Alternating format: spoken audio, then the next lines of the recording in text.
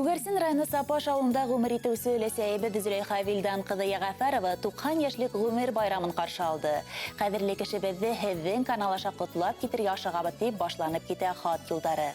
Беҙҙең өләсәйебеҙҙең баласағы ауыр һуғыш йылдарына тура килә. 13 йәштә генә ҡулына салға алып бесән саба.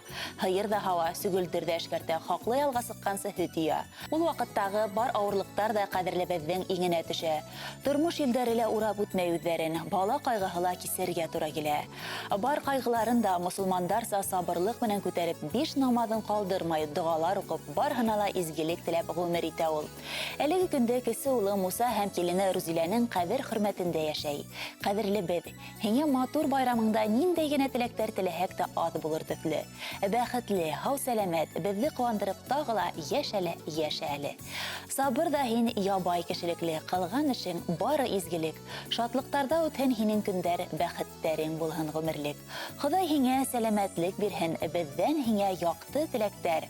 Балҡып торған йөҙкәйеңде күреп ҡыуанһындар, беҙҙең йөрәктәр тип матур шиғыр юлдары аша үҙ теләктәрен еткерә балалары, йән-йәнсәрҙәре һәм барлыҡ яҡындары.